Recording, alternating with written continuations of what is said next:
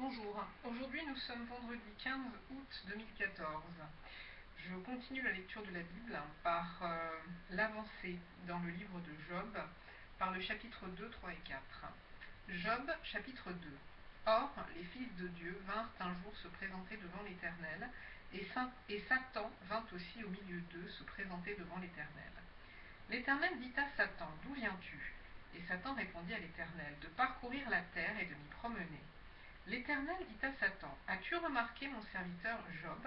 Il n'y a personne comme lui sur la terre. C'est un homme intègre et droit, craignant Dieu et se détournant du mal.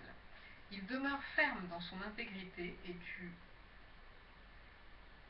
Il demeure ferme dans son intégrité et tu m'excites à le perdre sans motif. » Et Satan répondit à l'Éternel, « Peau pour peau, tout ce que possède un homme, il le donne pour sa vie.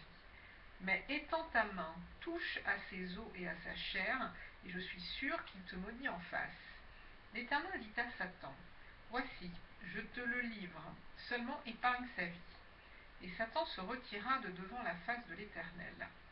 Puis il frappa Job d'un ulcère malin, depuis la plante du pied jusqu'au sommet de la tête. Et Job prit un tesson pour se gratter et s'assit sur la cendre. Sa femme lui dit, « Tu demeures ferme dans ton intégrité. Maudis Dieu et meurs. » Mais Job lui répondit, « Tu parles comme une femme insensée. Quoi? Nous recevons de Dieu le bien et nous ne recevrions pas aussi le mal? » En tout cela, Job ne pécha point par ses lèvres.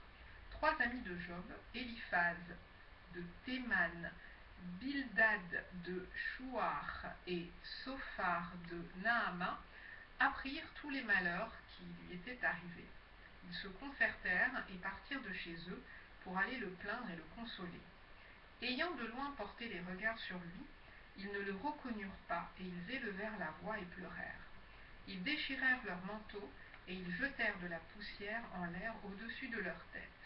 Et ils se tinrent assis à terre auprès de lui 7 jours et 7 nuits, sans lui dire une parole, car ils voyaient combien sa douleur était grande. Chapitre 3. Après cela, Job ouvrit la bouche et maudit le jour de sa naissance. Il prit la parole et dit, « Périsse le jour où je suis né, et la nuit qui dit, un enfant mâle est conçu. Ce jour qu'il se change en ténèbres, que Dieu n'en ait point souci dans le ciel, et que la lumière ne rayonne plus sur lui, que l'obscurité et l'ombre de la mort s'en emparent, que des nuées établissent leur demeure au-dessus de lui, et que de noirs phénomènes l'épouvantent. Cette nuit, que les ténèbres en fassent leur parole, qu'elles disparaissent de l'année, qu'elles ne soient plus comptées parmi les mois, que cette nuit devienne stérile, que l'allégresse en soit bannie, qu'elle soit maudite par ceux qui maudissent les jours, par ceux qui savent exciter le Léviathan, que les étoiles de son crépuscule s'obscurcissent, qu'elle attende en vain la lumière, et qu'elle ne voit point les paupières de l'aurore, car elle n'a pas fermé le sein qui me conçut, ni dérobé la souffrance à mes regards. Pourquoi ne suis-je pas mort dans le ventre de ma mère? Pourquoi n'ai-je pas expiré au sortir de ses entrailles?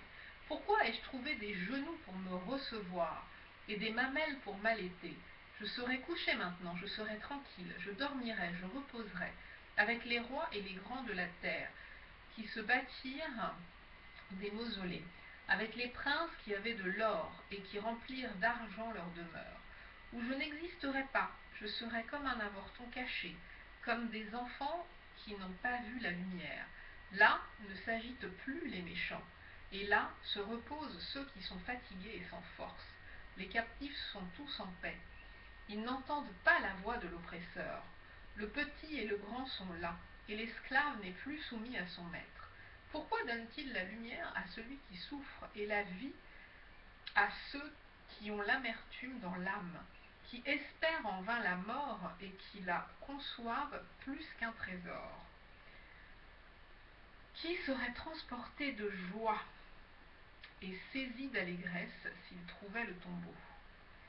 À l'homme qui ne sait où aller, et que Dieu cerne de toutes parts. Mes soupirs sont ma nourriture, et mes cris se répandent comme l'eau.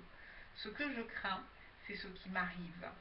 C'est ce que je redoute, c'est ce qui m'atteint. Je n'ai ni tranquillité ni paix, ni repos, et le trouble s'est emparé de moi. Chapitre 4.